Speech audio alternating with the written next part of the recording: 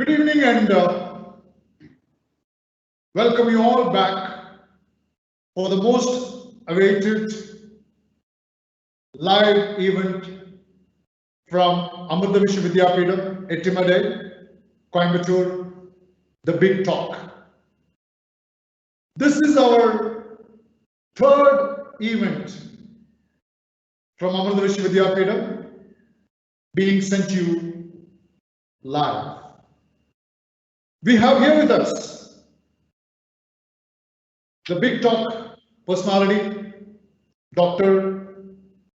R. Raja. Along with him,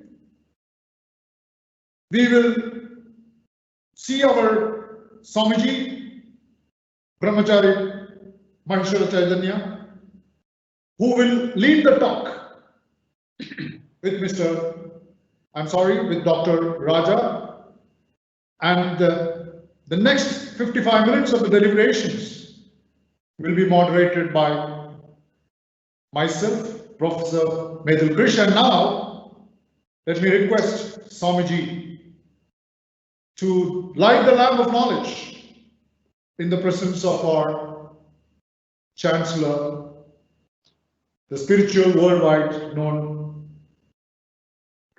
Mata Amritanandamayi Devi Ji, to shower the blessings on all of us.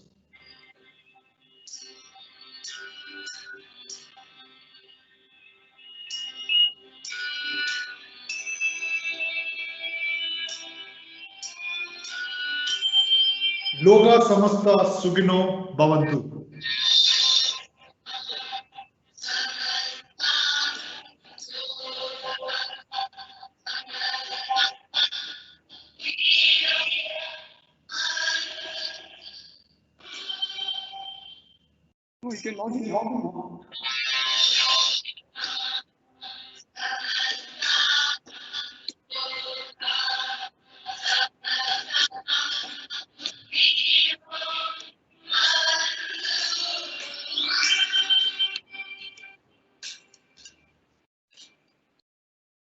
Thank you so much, Swamiji, for lighting the knowledge. And it's our pleasure to have both of you here for the session. And before I introduce our guest speaker, Mr. Raja, Dr. Raja, I would certainly like to, first of all, thank and welcome Swamiji Maheshwara Chaitanya Ji, who is in charge of the entire admissions for Amrita School of Engineering, based out of Amritapuri, Bangalore, Coimbatore, and Chennai. Thank you so much, Swamiji, for passing on the blessings of Amma to all the viewers who are present here today. In fact, I would also especially welcome all those students, alumni, the corporate leaders, the parents who are viewing this particular program, The Big Talk. When I say The Big Talk, the reason for me to call it as a big talk is it's going to be really a big talk. It's not just, we are inviting people of exposure and experience so that you will come to know certain new informations which can be practiced later in your life and be happy. And that's what everybody wants. So all these programs are done so that you live your life happy. That's it, nothing else. So we have today our chief guest, Dr. R. Raja. To introduce him, it's a long profile, but I would certainly like to read it. I don't like to cut it short, but to make you understand a person from spirit to spirituality. Dr. R. Raja been associated with the adult beverage industry for the past 40 years, of which 30 years was with the renowned UB Group and Diageo PLC. Raja, after serving these companies in senior leadership positions across India, Middle East, Africa and South Asia, floated Geoscope Exim Private Limited in 2010 with two of his friends and ex-colleagues. Geoscope in the last 10 years launched 7 power brands in the premium segments and also the first one to introduce bottled in India French grape brandy in Hobson's Exile. We talk less about this, but we talk more about Raja is about he's also a therapist by profession. He is counseling psychologist, hypno-regression therapist and a life coach. Raja would be happy that if you explain what is all a little later when I ask you a few questions. He floated Heal and Hail Spiritual Healing Center along with 2 of his fellow therapists and runs the same in Chennai. Raja believes the power of mind and also the philosophy of living in the present, the here and now. He has coached a number of students to figure out their life journey. He specializes in fear, phobia, stress management, positive relationship management, and blissful birth. We have a lot more to say about Dr. Raja, but for want of time, we cut it short here. And Raja, it's our honor to welcome you again for this lovely session, which I'm sure will benefit all of us to live our life happy. Dr. Raja, before I commence my question to you, I would certainly wish our Swamiji to lead with this first question and then later on take on with my questions, not questions, a lot of clarification that I need from you. Over to you, Swamiji. Let you inaugurate this session with your question, please. Okay, thank you, Krish. Thanks a lot for the opportunity given. And let me welcome Dr. Raja, sir. Thank you. So my question will be based on, or it is mostly related to the current situation, what we are facing now. The whole world is going through a tough situation. It is a well-known fact. Everybody knows that. More than the losing of jobs or pay cuts or going out for leisure time, the more impact is on the mind. Or I would say that all these things are affecting the mind. So when you say that we have to be happy, it's not that easy. Certainly, it is not easy. And the nature of the human being or current situation, it is not to just stick on to the boundary of 4 walls, and that too for the entire day, or I would say maybe 24 hours or maybe maximum time. So coming to the students, the school students, their parents and their family, or I would say that in a nutshell, when the industries and the companies say that work from home is better option, how is it that possible for the human mind to manage all this situation? For example, we have been talking to teachers maybe for the past couple of months. We have been holding seminars, webinars, and talks on these things. So let us assume that a parent who is a teacher, a mother who is a teacher, mother of 2 children, she is also a teacher.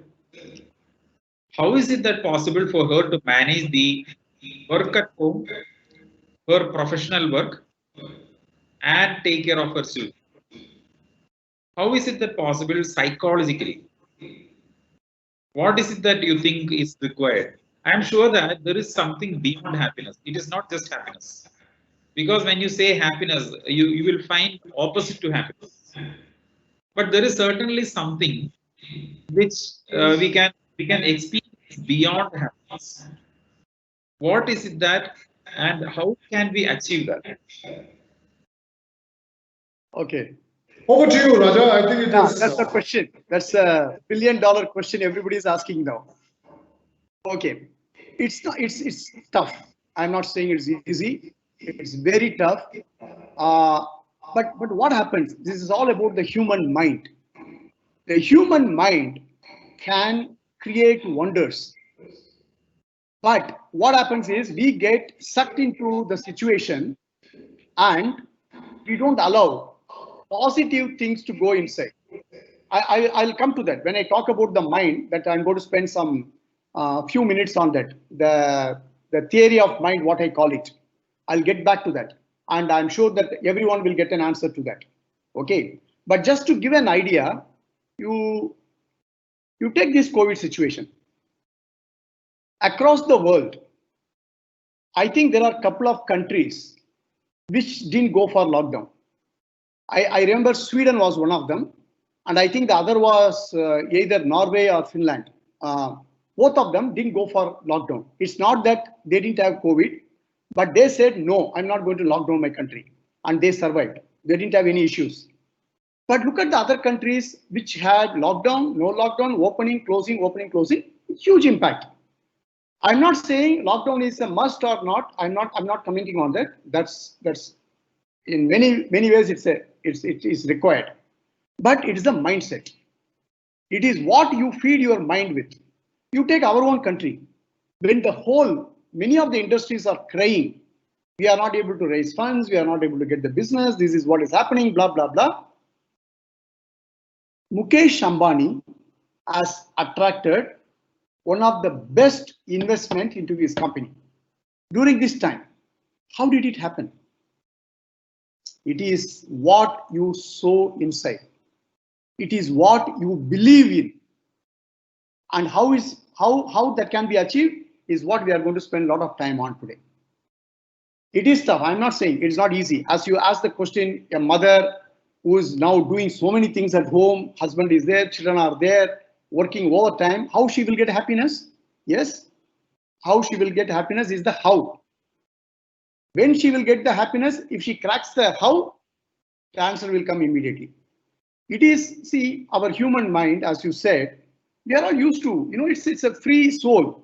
It's free spirited. We don't want to be kind of kept in one place. Okay, that's our human mind. That's our human nature. If you are asked to be in one place, then you want to go out. If you are asked to go out 24 hours, you want to be sitting in one place. That's the way we react to situations. So when somebody is telling you you are locked down, be inside, it revolts. But then I will also explain to you from there, how do you progress to what you have to achieve. So it's not easy, but we will find some answers during the course of this talk. That's why it's called. Somebody, you are convinced with Dr. Raja's clarification of the question? We are yet to listen. So I have one more thing connected to it. Please. See, we saw a lot of cookery. I mean, the way in which people cook, and initial stages when the lockdown started, most of the people who were in the industry, who were under the lockdown, staying at home, they started experimenting cookery shows or cooking. Different dishes. Yeah. So what is the impact of the taste? Or I would ask in a different way, whether the spirit, you are with spiritual background, whether the spirit or the food or any kind of such substance which can give momental pleasure, can it sustain? And if it is not able to sustain, why? Okay. So your question is, if something is giving you a momentary pleasure, whether it is sustainable? Yes. Okay. And if it is not sustainable, why it is not sustainable? Correct. Because very simple it is. The mind is a monkey. It will not be happy sitting in one tree or sitting in one branch. So it keeps on jumping into another branch, another tree, another thing. But that's mind. That is what we have to recognize. If somebody says, oh my God, I liked it yesterday, why I'm not liking it today? Yeah, it's quite natural. Understand become aware of this. That is what is awareness is the most important thing. And we call it in our language living in the here and now, in the present. We don't live in the present. I mean, many of us don't live in the present. Either we live in the past, reminiscing how our life used to be, or fearing about future, what will happen in future. That is gone. This has not come. So what is now? This moment is what we all have to enjoy. It's easy to talk, but once you start practicing, I'm sure people will realize. That is what this COVID is making people to realize. They're living in the present. I have to go to the office. You cannot go to the office. So work from home. How will I manage home? Yeah, difficult, but manage. See, earlier, if you can recall, maybe a year back or a few years back, we all used to go to the theaters. Some theaters used to be air conditioned, some were not in villages. And we always enjoyed the movies with around 100 people, 200 people together. In the last 3-4 months after the lockdown, people are still watching movie. People are still enjoying. But how? Because the awareness has come, the mind has realized, I have no other option. I have to enjoy the small screen. So this is now bringing the mind to some kind of reconciliation. The moment you reconcile to a fact, you will start feeling the inner peace. It is like making peace with every situation. Why we are not able to make peace with the situation? Because we don't want to. If you really put efforts on making peace with the situation, we will make peace with the situation. It applies to everybody. It applies to your students. They're all used to come to the colleges, sit with everybody, make fun, enjoy the class, and eating together. But today we ask them to sit in front of the monitor and learn. It's tough. But if they reconcile to the factor, yes, this is what I'm supposed to do, I will not let this opportunity to go, then they will start enjoying. And also it is the faculty who has to ensure that there are new ways which are found so that the students get rather addicted to this way of learning. So that it's both ways. So everyone has to work towards that. And please also understand, as a society, we are a very kind of easygoing society. Okay, now a lot more discipline has to be brought in. Like we are used to travel in footboard only, okay, in the buses. Now you have to bring discipline to that. When you can't travel, you better sit at home and do things. Okay. Is it okay, Swamiji? Any further questions? I'll ask later. You can carry on. All right. So, Dr. Raja, you know what is that you're going to talk today about the topic which you have given? I have given it to you. Can you repeat the topic? I have got with me. What is that? Sense and sensibilities. Sense and sensibility. And float till the time you can swim. Float till the time you can swim and cross across. Reach your destination. So, this is something because many of them are asking me what exactly it means. I said, I said that I'm not introduced to you as an alumnus of London School of Business. So Dr. Raja is from the London School of Business. So this topic is quite a bit of confusing for the others who have seen this. So can you throw some bit of a light and let us know what is this topic and how we would cross across? Okay. It's very simple. Sense. We all know what is sense is. Okay. It's a more of how the body perceives certain things. See, when you sense something, the body perceives. That is what is sense is. Sense actually means touch, seeing, feeling, sight, hearing, taste. All these things are senses. And you will always hear people saying, I have a sense of it. I feel, I sense there is something going to happen today evening. I sense it's going to rain. Okay. These are all sense, what we call it. I have a sense. I sense something. And when you come to sensibility, between sense and sensibility is more of emotional connect to the sense.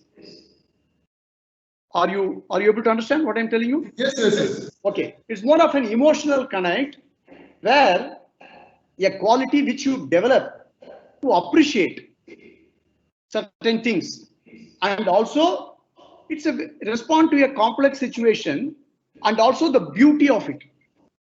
That is what is sensibility is all about. It also based on the emotional stimuli, based on your past experiences, and also not only the past experiences and what you got out of that experience. So the mind is judgmental.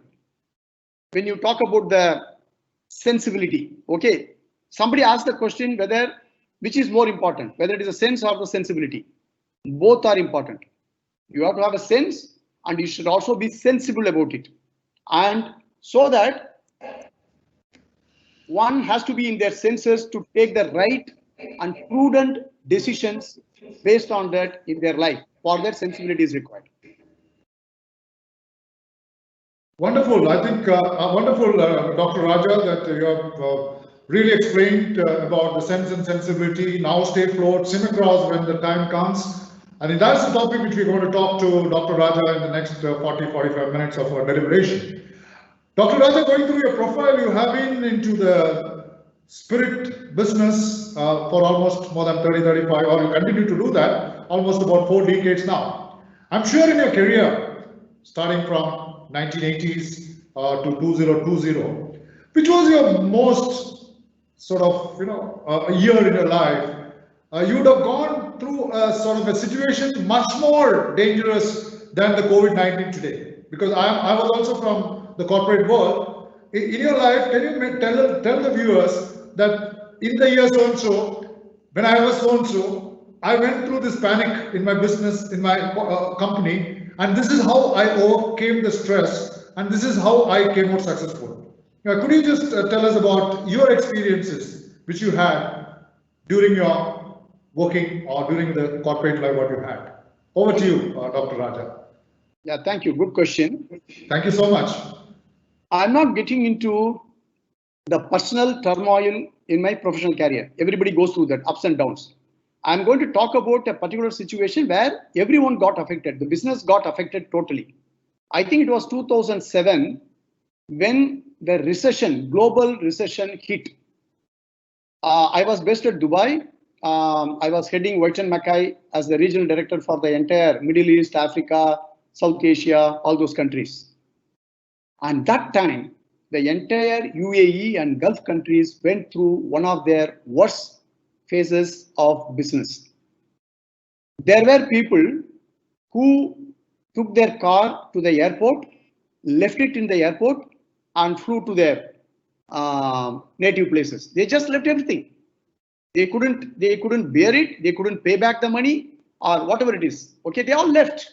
And we were based at Dubai, and that is one of the very bad effect of recession I have seen in my life. Okay, and it was career. I joined the company very new because 2007 was the time when that company was taken over by the UB group, and I was inducted. My first couple of months, it was turmoil through the T, actually, the capital T. But what we did was, when I know there are going to be problems, as you know that the entire UAE is based on certain things. One is the labor, next one is trading. Trading is very big in UAE. Okay, it supplies to different countries from there. So what we did was, where the business can be managed, where the business cannot be managed, because you have to also get your money back if there is a recession and the customers don't pay you. And we were a small company at that time, White & Mackay, so we couldn't command cash and carry. Okay, so we identified areas. One of the area was duty free. When people were fleeing, they were still buying duty free. Okay, because they need that. And another area was trading. There were some countries which were still surviving. So we focused on these two channels, and we ensured that these two channels are taken care of. How did we manage? We cut down the profitability of a product. If you understand, okay, the selling price, the cost of production and expenses. The difference is the profitability of the brand. We call it brand contribution. We cut it. We cut it basically because if you keep such a high margin, you cannot sell. You cannot be competitive. That is the time you have to be competitive. People were not going for labels. People were going for something which they can afford. So we have to fight in that space. So I convinced my top boss and said, boss, next few months, don't bother about profits. Profit will be there, but we are going to work on a thinner margin. And that we survived. In duty free, for the first time, we convinced the Dubai duty free and made them to give in Dubai duty free. When you arrive, you can buy 4 bottles of spirits. That is an allowance. They normally don't give free there because they want that everybody to buy the 4 bottles so that they don't want to lose the revenue.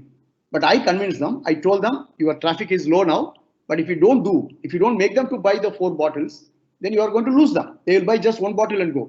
So for one of our product, which is a standard brand, we gave them a 3+1. We convinced to Dubai duty free and made them to offer to the arriving passenger, which was a huge hit. So for the 6 months, somehow we managed and still delivered the numbers. The profitability of the brands were lower, but we finally managed. And by the time 2007 passed, 2008 started improving for us, for the general market, for the general economy, and things have started coming in back on track. This was the worst thing I've experienced. It's a market dynamics. It's not company. It's not brand. It's not brand centric. It was not company centric. It was market dynamics, and we managed it well. And if you compare it to COVID now, this is completely different. We can't hear you. You are muted. Yeah. Dr. Raja, it was a lovely explanation about your life experiences in 2007, 2010, up to 2010. I think you sailed it well through. And my question is now, looking at you from the field of spirit, marketing spirits to spirituality. The question to you is, Dr. Raja, what really triggered you from spirit to spirituality? That's number one. And most of the corporate leaders holding high positions, they have no time for themselves to manage their company, but you are not only managing your own company as well as also into something called, I really don't understand the meaning of this, hypno-regression therapist. I would like, so, what do you do beyond your corporate life? How do you manage time? And how do you manage spirit and spirituality together? I think you are doing a wonderful job. I'm not denying that. But very rarely people can manage time for both. Either you're focused on this or you're focused on that. But I'm sure looking at you, you're focused on both. So you're a multi-skilled leader rather than a single skilled leader. So I want you to tell me, how did this happen? And if it has happened, how are you managing? Because time is so precious, Dr. Raja, that everyone is given equally by God is 24 hours in a day. So I want you to tell to our viewers that this is how we manage spirit and spirituality. Over to you, Dr. Raja. Yeah, thank you. First, to put it very simple for everyone to understand, we started Geoscope, which is 3 of us together in 2010. And we built it together. It was struggle. It's not even today, it's a struggle. We are still managing it because I have nice people with me. That's very important. The team I have is very committed team, very dedicated, and my partners are excellent. We don't have any kind of hidden agenda between us. See, please understand, in business, if you are your own boss, no partners, then it is different story. But when you are running a company along with others as partners, the most important thing is the trust between the partners. And we all enjoy the trust of each other. And everybody knows what the other person is doing, so that there is enough space given to people to execute whatever they have been asked to execute. Okay. So we work as a team. We are 3. There is no seniority, juniority, somebody is superior, somebody is inferior, nothing like that. And our company culture is very open culture. Anybody can ask questions. They can come to us straight. They can call us anytime. So that we have developed from day one. Our company, we have developed it from day one, and it is continuing. And sometime back, I thought I have to step back. Because enough of this corporate doing every day, morning, getting up, chasing people. I said I will just slowly kind of take a retreat from everyday, day-to-day things. And before that, in the year 2007, when I was in Dubai, I had the opportunity to go through the pranic healing sessions, the pranic healing teachings. And I really enjoyed. And that time, once when I was traveling from Dubai to Goa, I met somebody. And when I was telling him that I'm a pranic healer now, that person said, I have a pain in my knee. Can you do something about that? So I just, whatever I knew, I made him to sit down and did 15 minutes of healing for him. And he was quite happy after that.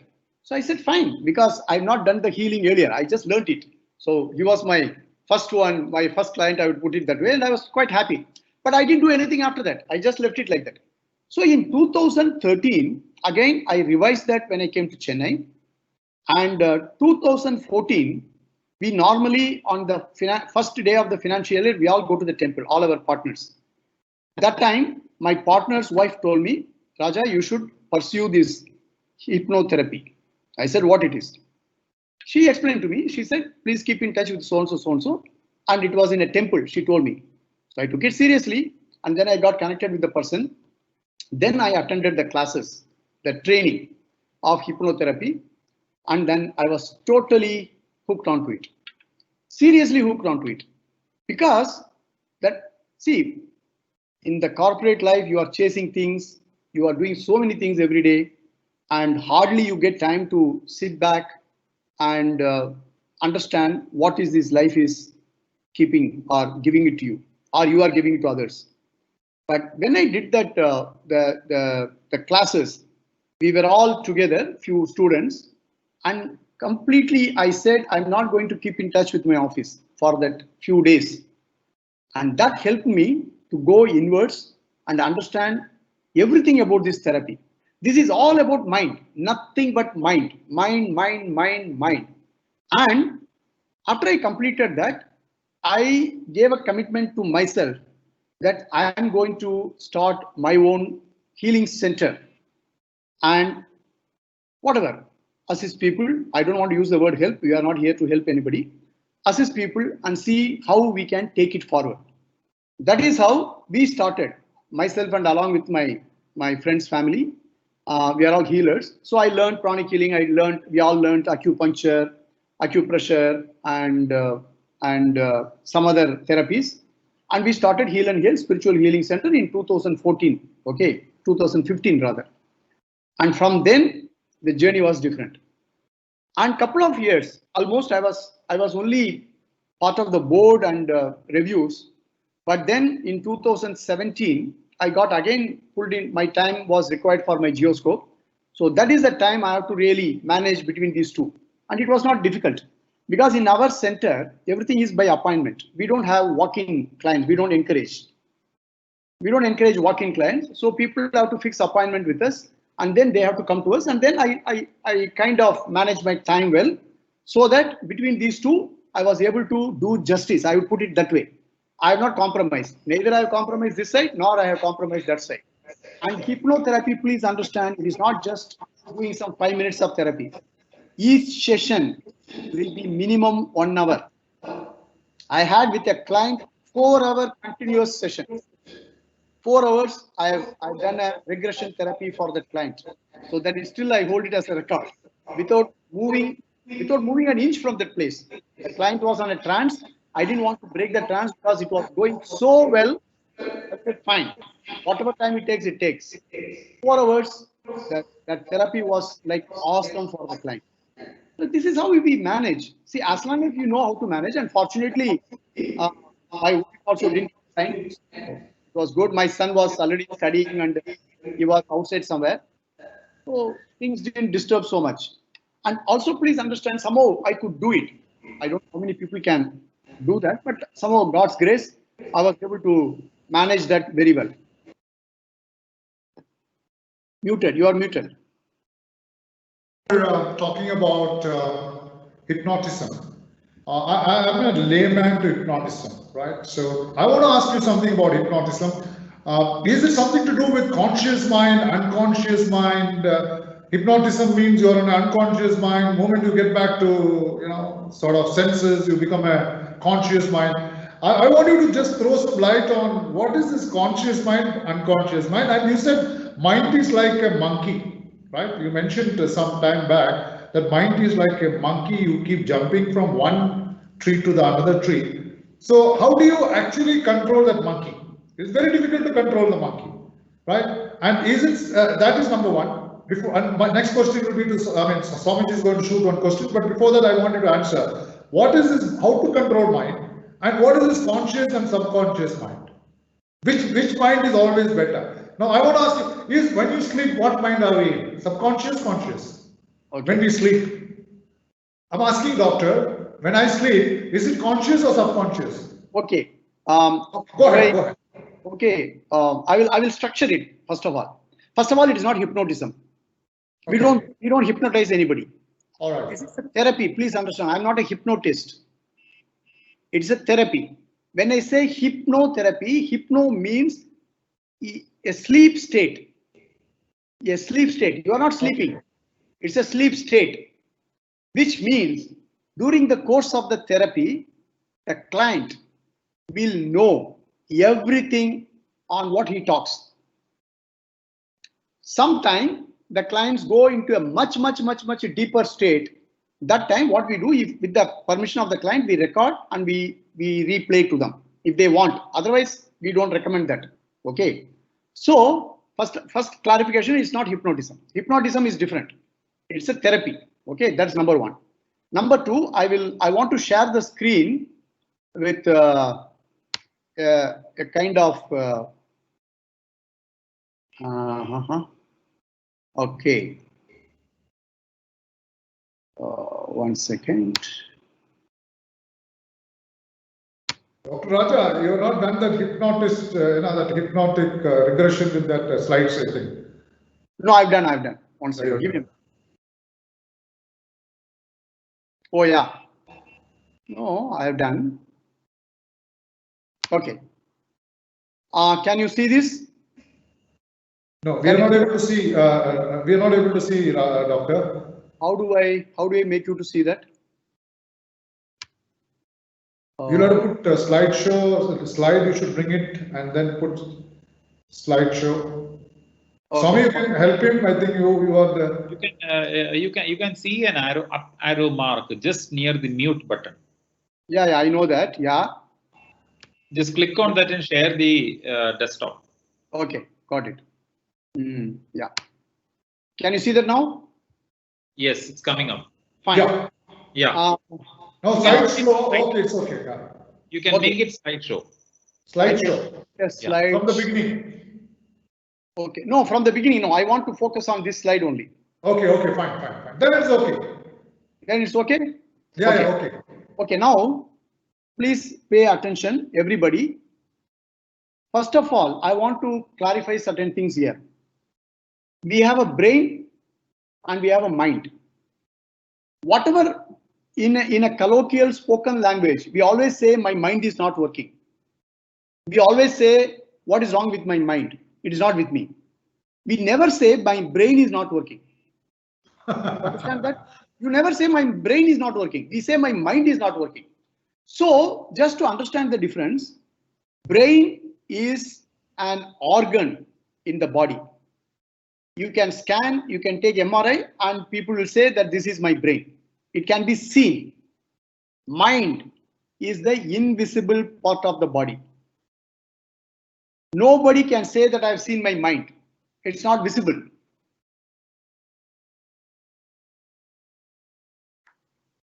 That's the first thing everyone should understand. So why do we say mind? So it is where the spirituality comes. As we all know, we are the soul. The soul's journey is eternal. From one life to another life to another life to another life. It goes on. So when the soul decides to take a reincarnation and come into Mother Earth, the moment it comes, the soul gets into a body, it gets a body, and then the mind gets attached to that soul. So that is the beginning of the mind, the body, and the soul. All these are one combination.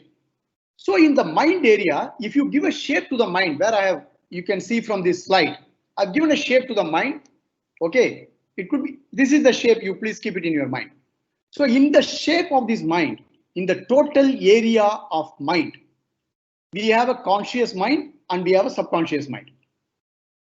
The conscious mind is very, very little in your mind area. It's 10 to 12%. I will put a number to that. And the subconscious mind is huge. It's huge. 90%.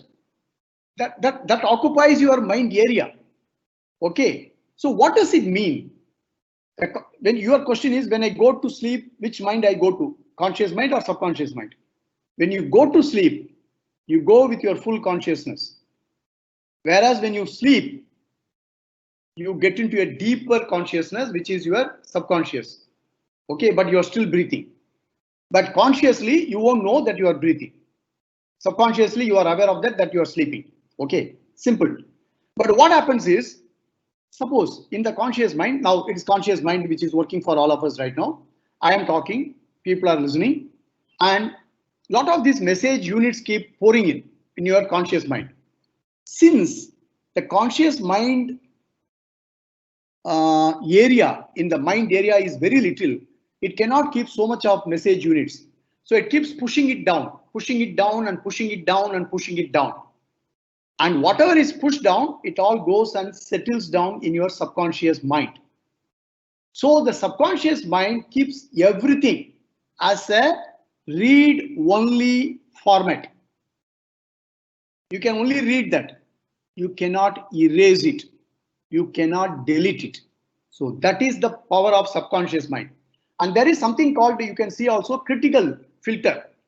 What does it mean, critical filter?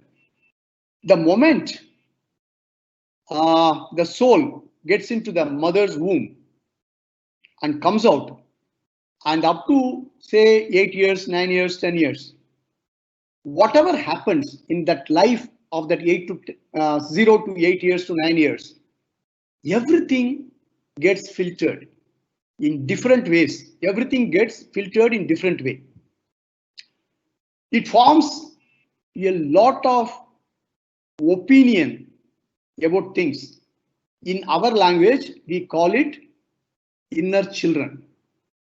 Something would have happened to you at the age of 4. You may not remember now, but it has gone into your subconscious mind. And when something similar happens, the subconscious mind will pop up and say, man, be careful. Okay, I will give you a story. Not a story, a real incident. Somebody who is heading a very big company today, global company, is the CEO of the global company today. He had fear of flying. He didn't even know it was a fear. So he used to take the flight, for example, say from Chennai to London Heathrow, 10 hours of flight. Midnight, he will get into the flight, not even 1 second he could sleep. Whether it is a shorter duration, longer duration, 14 hours flight, not a wink. And he had some wine. Somebody told him, have wine, you will sleep, nothing happened. Somebody said, have beer, nothing happened. Somebody said, take a tablet, nothing happened. Somebody said, do something, nothing happened. Okay. Then he was, next 2-3 days, he used to be like a zombie. Finally, after so much of this kind of bad experiences, somebody told him, why don't you go for a regression therapy? And that is the time he hit upon a therapist. I was not his therapist, but this experience was told by him to me. He's my close friend. So he said he went to a therapist. On the 2nd or 3rd session, he went deeper into his life, a very deep trance. The subconscious mind was woken up and it went on a journey which went into his past life. And in the past life, he was a commander of a fighter aircraft, and that fighter aircraft crashed. And that suppressed in his subconscious mind continued to haunt him, making him not to fall asleep when he was traveling in the flight. When he was traveling in the train or bus or anywhere, he used to fall asleep, but it was happening only in the flight. Then as a therapist, we know how to release that. So the therapist released it, and after that his life has become normal. So why I'm giving you this example is the subconscious mind is the know-all, is everything for us. So that is why we have to keep feeding this subconscious mind with positive affirmations, and also see what is that in our life we have gone through, how we can take it out and make the inner child to understand that this was true then and it is not true now. Like when you are a child, you would have fallen in the while walking on the platform. But now when you are walking as an adult, you are not going to fall. But the child in you is always careful now and go slow in those areas where it feels it might fall. But the adult is not recognizing the child inside. So the basically the child has to be told by the adult it is over. It was earlier true, not now. This is what we do as a therapy. But for those who cannot come for therapy, it's a practice which we have to do by affirmations. See, we will also see one arrow here called flight or flight. Okay, that's a human nature. Either you fight the situation or you flee from the situation. Another one is fear of loud noise. Okay, fear of loud noise is and fear of falling. Two things. What is fear of loud noise? You are in almost like nine and a half months, you are inside a womb. Everything is taken care of. That's the best part of your life. You are cocooned inside. And suddenly, when the time comes, you are pushed out. You come out. That is the first time you hear noise of outside. That noise will always be there inside. So you have to get out of it. And fear of falling. You are coming out. You have a fear that you are going to fall, but somebody is going to hold you. That's different. But the fear of falling. So this is for every human being. This is always there inside your subconscious mind. The fear of loud noise, the fear of falling. But people come out on their own. Some people who can't come out, they go for a therapy. So the flight and fight tendency is always there with the human race.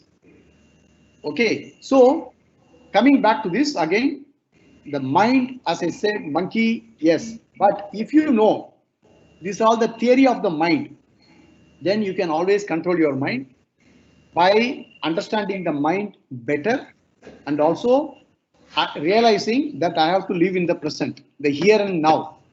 I can't do anything about the past because I've passed through that. I can't do anything about the future. I can prepare for the future, but I can't do right today. I can't do about what I'm going to do tomorrow, but I will be prepared. But live this moment. When you live this moment, life will be beautiful, especially for students. When they are in the class, they have to live the moment. They get distracted, they're traveling. They are either yesterday what happened with their friends or tomorrow what will happen with their friends. So the moment you train your mind to live in the here and now, life will be beautiful, irrespective of any problem outside. Dr. Raja, wonderful explanation, flight or fight, live at the present. I think from my side, the questions are almost over, but then I'll have to move on to Swamiji for his couple of more questions to you. So over to Swamiji for his clarification. I just want to take some 3-4 slides. All right. Okay. Hello. Yeah, hearing. Yeah, 1 second. Okay, 1 second. Just hold on, please. Yeah, can you see this? Raja, your final slide has appeared. Oh, no. I'll just take it now. Okay. Yeah. Who do I want to be during COVID-19? Yeah, I just want to take few minutes on that because everybody understand this. I mean, it has been in circulation, but I just want to spend some time on Please. it. Okay, when the COVID starts, normally the question is, who do I want to be during this COVID-19? So it starts with the fear. So what happened? We all go to the supermarket, we grab food, toilet paper. I mean, in US, people bought tons of toilet paper without even realizing that they need to have some 2-3 lifetime to exhaust that. Okay, and buy medicines. I don't even require. Somebody will say, buy this, we'll buy and keep it. And I spread emotions relating to fear and anger. One WhatsApp come, please forward it to everybody. Spread the fear. And I keep complaining frequently. What is this nonsense? Why there is so much of lockdown? Why I'm not able to go? What is this? Why boss is putting pressure? And whatever message I get, I don't even bother about it. I forward it.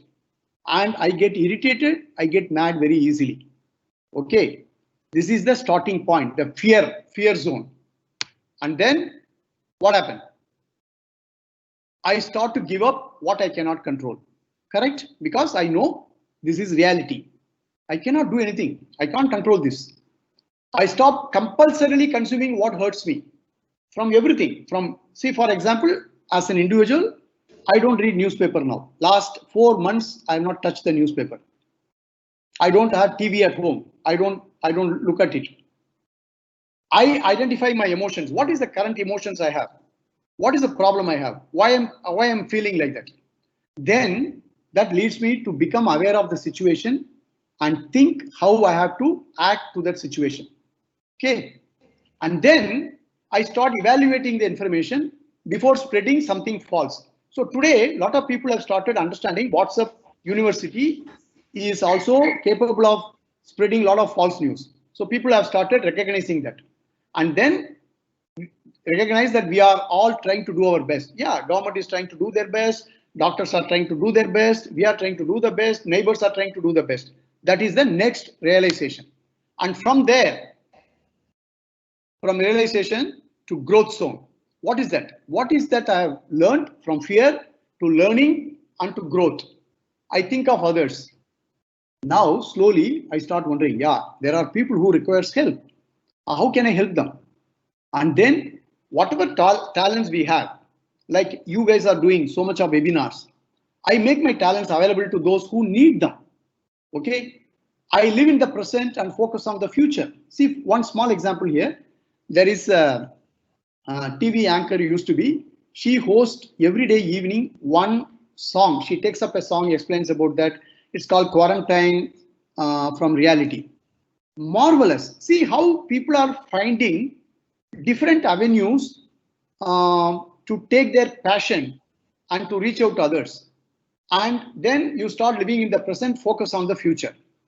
And you become empathetic with yourself and with others. Then it takes you to thank people and appreciate others. There is a guy who's not bothered about his own health. He comes and delivers vegetable in your place. He comes and delivers grocery at your place. And then you start realizing I have to keep a happy emotional state and spread hope to others. Please spread hope to others. I look for a way to adapt to new changes. Working from home, I have to adapt to that. Otherwise, I'll be obsolete. I practice quietness, patience, relationships, and creativity. See, in these last 3 months, the relationship in many places I know have strengthened. People have started bonding better. Okay. So from the fear zone, you go to the learning zone and you go to the growth zone. This is what this has taught many people. And this slide, if you can circulate it to your own people, it will be great. Let them from fear to learning to growth. That's what it is. Yeah, Raja, I would like you to share your contact number because there are quite a few of them asking you for your contact number and whatever. I think the last slide shows. Does it have your last slide, the final slide where you have your details? Yeah. Yes. Yeah, it doesn't have my contact number, unfortunately. All right. So fine. I will give it. You want, you can note down. Is there any way I can message it here? Or you can message? No, I will do that. I think the ma'am can do that. You can mention the name. We can mention your number. 72 999 Let me see 0 whether 72 999 999 0 1255 1255 72 0 yeah, 12. 1255. Yeah. All right. Okay, I think Swamiji, where are you? Yeah, I'm here. Okay. So I think over to Swamiji for his final question or maybe a couple of questions, and then Raja, we will wind up around 5:05. Oh, then you may not have the time for meditation. Yeah, we may not really have because over to you, Swamiji. You can take on your questions, please. Okay, I'll just continue from where we stopped with the first question. You were saying that because there is no option to succumb to the current situation, or because there is no option to do whatever is possible now, which means that whatever we are doing now, the way in which we are coping up is because there is no other option. And that is not the right way. In fact, that is not the right way. In fact, we have to understand, or we have to convince the mind that life is not as it was before. And certainly this can continue, or this can reappear maybe in future. And when we say future, not for the generation, not like our generation, for our generation, but certainly for the youngsters in the sense, maybe somewhere between those who are those who are coming out of the school now, those who are about to pass from colleges now. So how is it possible for us to cope up with the situation? By understanding the situation, by understanding and convincing yourself that, okay, this is something which we had never expected, and this is something which may appear in future also, so that let us take this opportunity to learn more about ourselves. How is that possible? Yeah, it's a complex area, but like in Gita, Paramatma said, even this will pass off.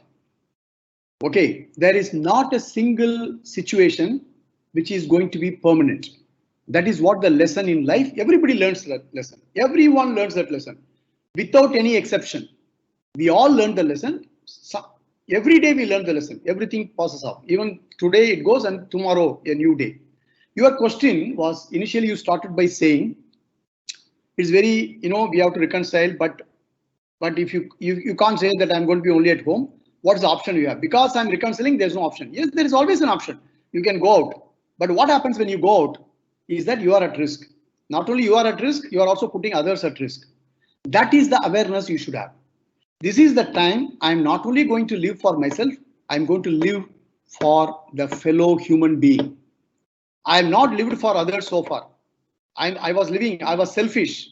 I'm just general statement. Okay, it's not my statement, general statement. I have been selfish. I've been selfish all along my life. But now God has given me an opportunity to be selfless. That is the realization everyone should get into, get imbibed, get enshrined, so that I only hope and pray, I am seriously, God's blessings, we don't have to face this again. Okay, it will go, it will disappear. It's a question of time, it will disappear. We will come back to normalcy.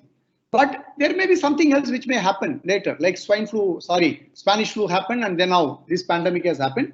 Something might happen, but by the grace of God, shouldn't happen. But when it happens, the youngsters today, as I said, the learning zone, if they have learnt it, that is our job. See, learning is, but by just looking at a slide, nobody is going to learn. Learning also comes with looking at the slide and connecting it what you have gone through. See, that is where the connect is. I'm looking at a slide, somewhere I should get connected to the slide, connected to the wisdom in the slide and say, yes, this makes sense to me. When you have the connect, then, like I said, it is in the subconscious mind. When a similar situation arises, you know how to react to the situation. So this is see, a lot of people say that once the COVID is over, the business opportunities are going to be really booming in India, because we see many things happening in India. Okay, like that, you be positive. You put in that kind of thought inside. This situation will go off soon, but I have to write down what is my learning from this situation. From a selfish to selfless, from a me only to we, from me to we, from mine to ours, from non-believer to believer. That's very important. From non-believer to believer, something which the eyes cannot see. It is like creating havoc in our life. So when you believe that there is something you don't see, it is creating havoc, then believe in the superpower. If the superpower has created this super destruction, the superpower will also create something which will throw away and disintegrate this virus. Believe in that. Collective consciousness will create wonders. If you are at home, if there are 2 people, 3 people, 4, 5, whatever, please make it a point to sit together and pray together and meditate together.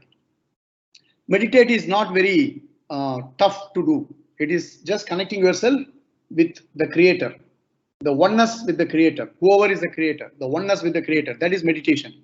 Do it together, bring all your consciousness together, pray on something for the world welfare and for the fellow human beings. You will see the difference in yourself. That is what we have to all practice now. This has given us a chance. Let us practice that. Did I answer you, Swamiji? Absolutely. Yeah. Dr. Raja, can you come out of the slides now? Can you come out of the slides? 1 second. Yeah, if you can come out of the slides. You just click Swami, you have any further questions? Yeah, I have a question. Yeah. See, currently what is happening is whether we need or not, the mind is completely engaged with technology. The mind is completely engaged with the gadgets, and we cannot blame anybody because of the reason that the situation is like this, and people have to save themselves. And one more thing is that most of the teachers or most of the people who, or I would say that employees, when you say that work from home, it is purely technology, or it is purely using the online, the internet, the mobile, the laptop or tablet or whatever. So I'm sure that by the time, or by evening, starting from morning towards the evening, they completely get exhausted because of the entire day. The whole energy is lost in engaging the people at home, working for themselves and working for home. So what is it that you recommend? Maybe in the morning time or in the evening time, how is it that one person can spend maybe 15 to 20 minutes for himself? Perhaps you can throw some light on, Anulom Vilom Pranayam, Yeah. or some way in which they can focus on their breathing, because I believe that breathing is the best option, or breathing is the best way to monitor ourselves, or focusing on the breath is the best option rather than focusing on something else, because breathing has to happen for the body to survive. Absolutely. And it happens without our knowledge and without any effort. So focusing on the breath will give us some kind of insight into ourselves. So what is it that you recommend, or when do you think that it is effective? Okay. Good question. I think everybody will get benefited. You yourself is a Swamiji. You mentioned about Anulom Vilom. There are different kind of breathing techniques. What I would suggest is, please get into a schedule, because I know some people, because of this working from home, they even get calls at 11 o'clock in the night. Okay, there's no time. If you are in the office, you leave at 6 o'clock and go back home, but it's not like that now. So you have an understanding with your bosses, with your company or whatever you are doing. I will start at so and so time, I will end at so and so time. And in between, relax. In between, stretch yourself and keep a schedule. I will get up at so and so time in the morning, and half an hour I'm going to spend for myself. In the morning, I would always recommend do your pranayam. Okay, if you can learn from somebody, learn. Otherwise, simple pranayam, deep breathing, inhalation, and slow exhalation. Slowly inhale, slowly exhale. Do it for 5 minutes. And then do alternative nose breathing. Slowly, okay? And then you can also do some mudras. Basically, mudras will, one of the best mudras is this mudra, which will give you energy. Suppose you are sitting in front of the computer, suddenly you find lack of energy. Just hold it like this, okay? And do this mudra for say around a minute, 2 minutes or something. Yeah, like this. Keep it like this. Another mudra is this mudra. Your little finger and your ring finger holding on to your thumb like this. This mudra will give you instant energy. Even if you are walking at home, just hold your hand like this and keep walking. See the energy levels. Raja, can you bring it in front of your face? Because I'm not able to see that, you know. Can you see your hand now? is out. Yeah. Okay. Now, yes. Mudra, this mudra. This mudra are very, very powerful mudras. And do Kapalbhati. If you know what is Kapalbhati, please you can your institute will teach, or you can go to the YouTube and find out. But Kapalbhati, don't do too much. Maximum you start slowly, and maximum you do not more than 50, but slowly. Okay, Kapalbhati you can do, and do lot of stretching, very important. And if you know, yeah, that's what Swamiji is doing now. And if you can learn some yogic asanas, compress everything, make it for half an hour, and in the evening, please go for a walk. If you are living in a bungalow where you cannot go out, lockdown, within the home, just walk. Keep walking. As you keep talking, you tell your boss, I'm talking to you, but I'm walking.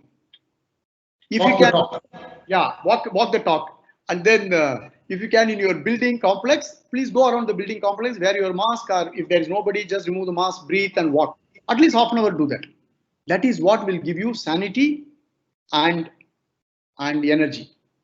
Sanity and energy are very, very important. You have to be energetic and have your food on time. Do not postpone eating. That is, see, this is a different time. It's a new learning, what we call new way of working. So learn from this. There's no point in complaining. Nobody is going to listen to your complaint. Nobody is going to listen. Nobody. So what do we do? If nobody is going to listen, then you have to reconcile. Yes, this is the fact. This is how I have to live. So let me live my way happily. This is given situation. I have not chosen this situation. It is given to me. See, your life you have chosen, but this situation you have not chosen. This is part of your life. So take the path. Keep going. Keep going. And take care of your health. Please do not smoke. Definitely no. And do not drink. Though I am in spirits business, please avoid. Especially if you are a student, please avoid. And keep your spirits high. Talk to people. Talk to your parents, talk to your friends, give them motivational talk. Please keep encouraging them. Please keep motivating them, because this will also pass off. In this life, there is nothing is permanent. This moment is permanent. This moment in our hand, gone. Next moment has come. That is life. That is Doctor, thank you so much. And I would like to ask you one question. You said the float. We are still floating, right? Yeah. When will it be the right time to start crossing or swimming ahead? Take 6 months, 1 year, 2 years. What is your expectation that we need to keep floating for the next 6 months or 1 year? What is that? Your any thought on that, doctor? Unfortunately, I don't have an answer for the time. How many more months? But I can tell you, if you are a swimmer, you swim, and suddenly you realize that I don't have the energy to swim. Then you float. Oh, So you swim? Okay. yeah, you are a swimmer. We are all swimmers. But sometimes you know that this is not the time to swim. I have to float. So when you are ready for float, you should have your entire manage your body well, manage yourself well, so that you float for some time. And when you keep on looking at your body and say, okay, the energy has come, now I'm going to swim and reach the shore. So keep yourself always ready to float now and ready to swim when the time comes. Keep praying.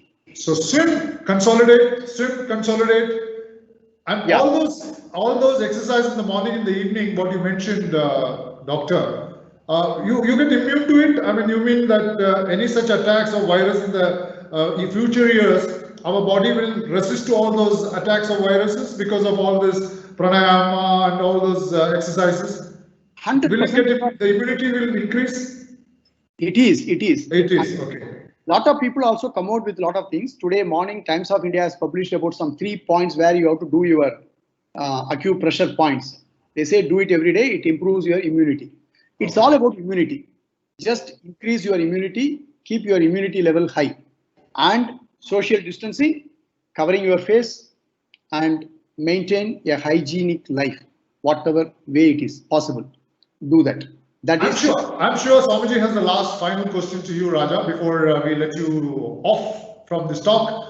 I can look at Swamiji and mention that, yes, there is a question coming up, and that's going to be a $1 million question to you, Raja. It's not going to be a cakewalk for you. Over to you, Swamiji, for your final question to wind up this lovely discussions on how to sail across after you float, sail to the safety in the future. Over to you, Swamiji, on that. Your smile speaks everything on the tough question you're going to ask Dr. Raja. Over to you, Swamiji.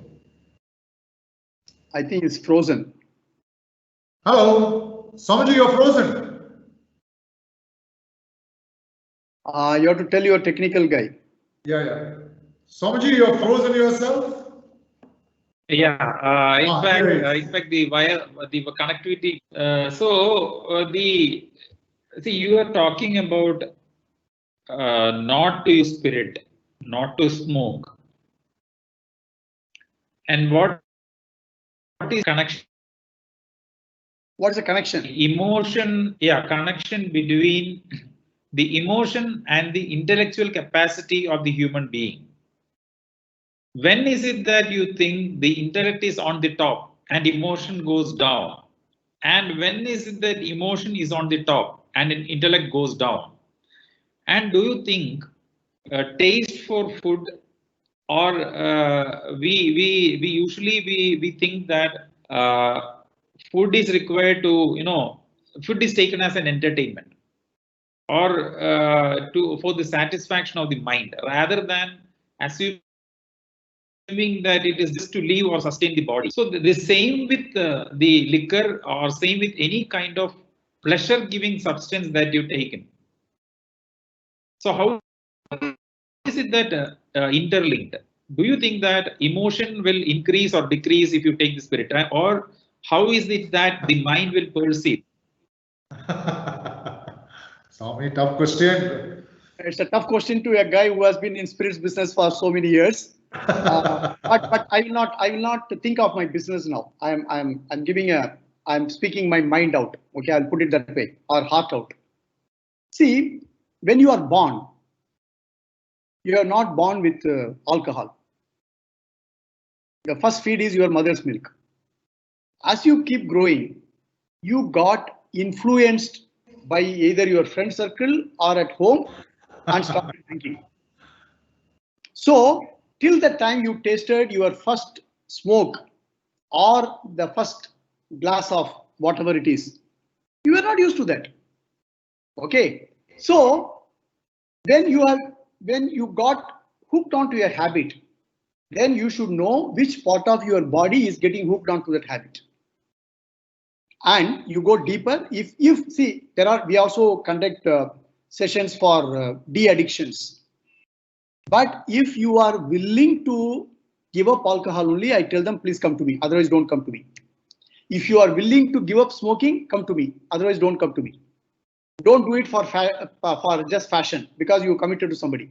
So your question is why? When the emotion takes over and the intellect comes down, the intellect will never come down. The intellect is always there. We don't look at the intellect. We look at the emotions. We get succumb to that emotion. We get carried away with the emotion, knowing fully well I have an intellect which is looking at the emotion. But we don't bother about it. We just put a blind eye to the intellect and go with the emotion. But then some stage people realize that I have to look at the intellect more than the emotions. That is where you will be able to clearly understand what is required for me and what is not required. See, food is another thing. See, you can't be a saint always, right?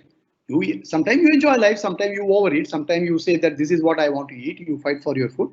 That's all okay, as long as you do it with a clear consciousness. Today I'm going to eat to my stomach's content. Fine, do it. Don't deprive. But at the same time, I've eaten so much, tomorrow morning I'll get up half an hour earlier and walk for another 15 minutes. That's your intellect. So balance it well. For that, you have to have an understanding. I'm sure your institute can make all the students to understand how to balance their intellect and emotions well.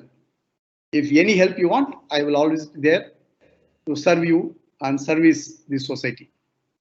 Yes, thank you.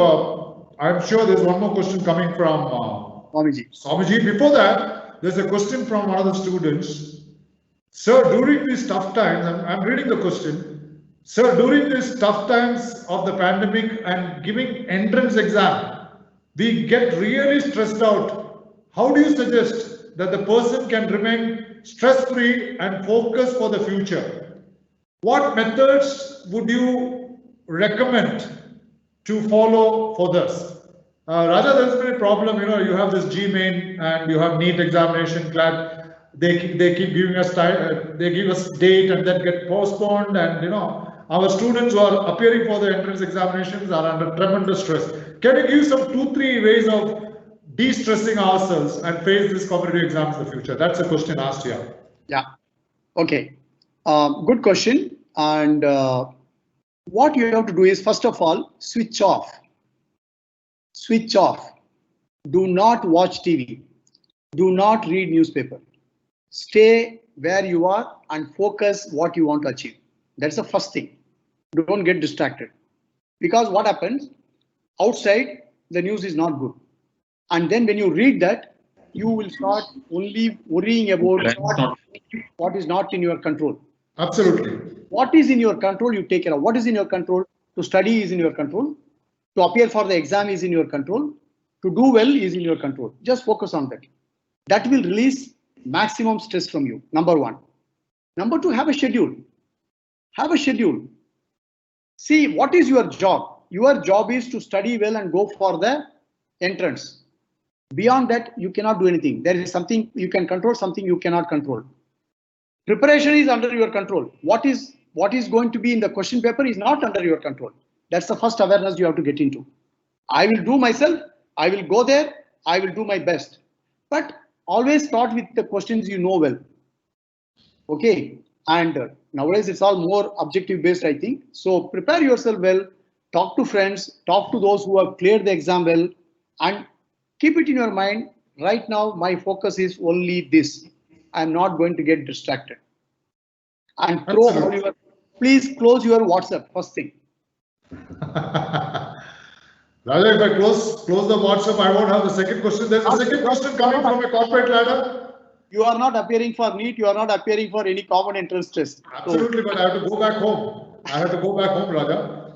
Now the question from one of the corporate, he should be working in one of the companies. Sir, how to balance our sense and sensibility in the workplace while compressed to do so many things beyond the limits?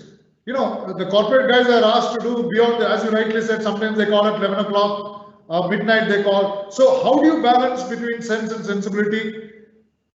Over to you. Okay. Just maybe one sentence, 2 sentences. Then we go to the final question with Swamiji and close the show. Okay. Over to you. You mentioned a word called limit. Okay. Yeah. Expand the boundary line. Expand the boundary line. Expand the boundary line. See, today the most important thing is staying put in where you are. Whether it is a job, whether it is at your college, what you are studying, stay put there.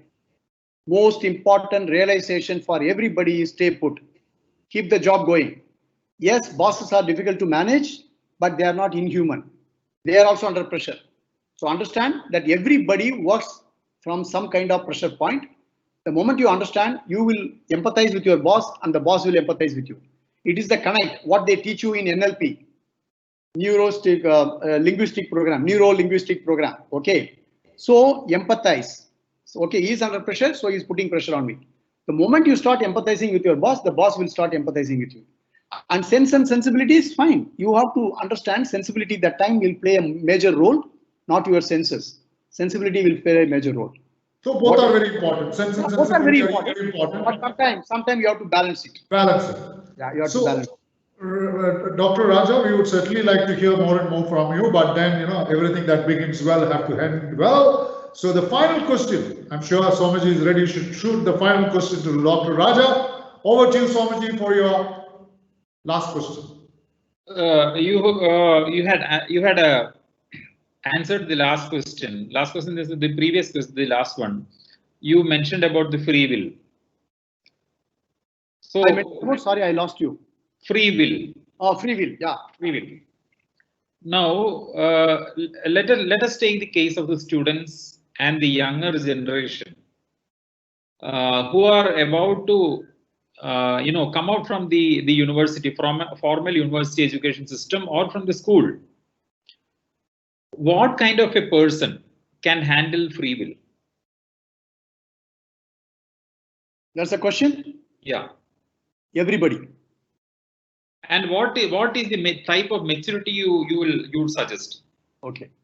See, first of all, this maturity is a highly misused and abused word. Okay. In every mature person, there is an immature person. In every immature person, there is a mature person. Like it's a darkness and the light. Okay. It is like that. So what the thing is that how mature is enough? No answer to that. That is why the moment you start practicing the here and now theory, you will be a very, very mature person. You will look at it everything with its perspective. Okay, for the student especially, please believe in yourself that you are a student today because you want to learn. The more you learn, the better person you will be. And the world is in your hand today, literally, for learning. You go to school, you go to the colleges, they teach you, but at the same time, if there is a doubt, you can always go to the internet and figure it out. And there are people who are learned, there are people who are available. Please open up your mind. Go for counseling. I always tell people, students especially, suppose you are under some kind of stress, talk to your class teacher. If you can't, then go to some seniors, go to anybody in your institute, go to Swamiji and ask for an appointment, say, Swamiji, I have this problem. Can you help me? Please be open. Do not suppress anything. Don't suppress, throw it out. Throw it out of your system. Then your system will get cleaned. When you have a clean system inside, your face will be bright, your brain will absorb better, your mind will stick with you. Swamiji, well said. I'm sure that was the last question, and now we are getting close to 5:25. Dr. Raja, we had quite a bit of elaborative talk on sense and sensibility. And now we know when to start swimming and when to halt, consolidate ourselves to reach the final destination.